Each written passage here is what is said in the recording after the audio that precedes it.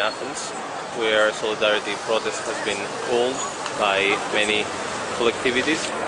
Well, it is the last few days the Greek government, the Greek state, in collaboration, of course, with the riot police and the neo-Nazis, have started a huge campaign of dislocation of many squatters. In Greece, it's been, especially in Athens, it's been a long tradition where many abandoned buildings, for many years abandoned, have been occupied by residents of many neighborhoods, most of them anarchists, but not only anarchists, and they have been used as cultural centers. They've been used as centers of projections, discussions, of workshops, of theater. In some of them there are even courses given on how to... Μακριά, γι' αυτό ήρθα μακριά. Να πάω πιο μακριά.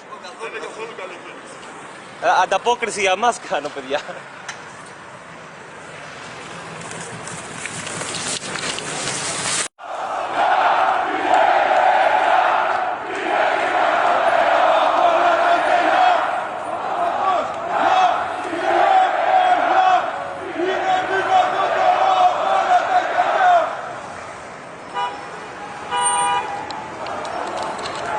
Here in front of the central police station in Athens, where another solidarity protest has been called for the people that have been arrested today. The last few days, the police, under the guidance of the conservative government, coalition government, has been rounding up anarchists and other people, especially squatters in Greece.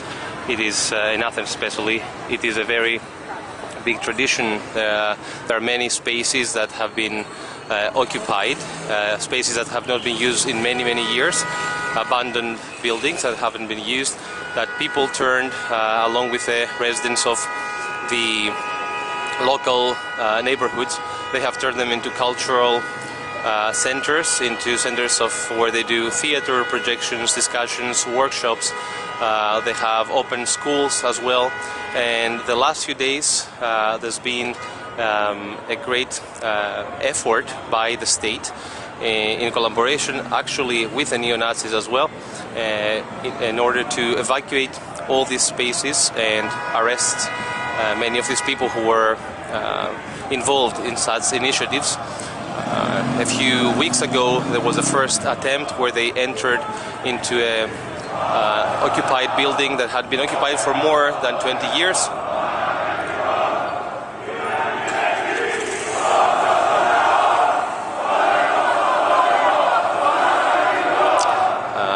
We stopped because we couldn't record.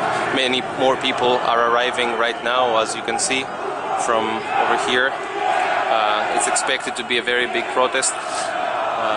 As we were saying a few weeks ago, supposedly after an anonymous phone call, the police went in and arrested dozens of people in Villa Amalias, one of the occupations, in order to investigate drug use over there. Of course, there were no drugs found. On the other hand, there were found empty bottles and some gas masks, which of course many people are using here because of the extreme use of the chemicals by the police. And the empty beer bottles, which you can find in practically any home, were used as evidence that these people were preparing Molotov cocktail bombs. After that, the Golden Dawn, which is the neo-Nazi party, sent a report where a press release where they were claiming that there were other 10, as they were calling them, terrorist hubs around Athens, which were, of course, these terrorist hubs are the occupations we were telling you about, where they're basically cultural and political centers. And today they entered in another of these occupations, arresting more than 90 people. In another one, they went arrested a few more than 100 people have been arrested so far. Most of them, as we said, anarchists. Of course, it's an obvious attempt from the state in collaboration with the riot police and the Golden Dawn to silence any points of resistance, any points that are actually a threat to their system and a threat to their practices.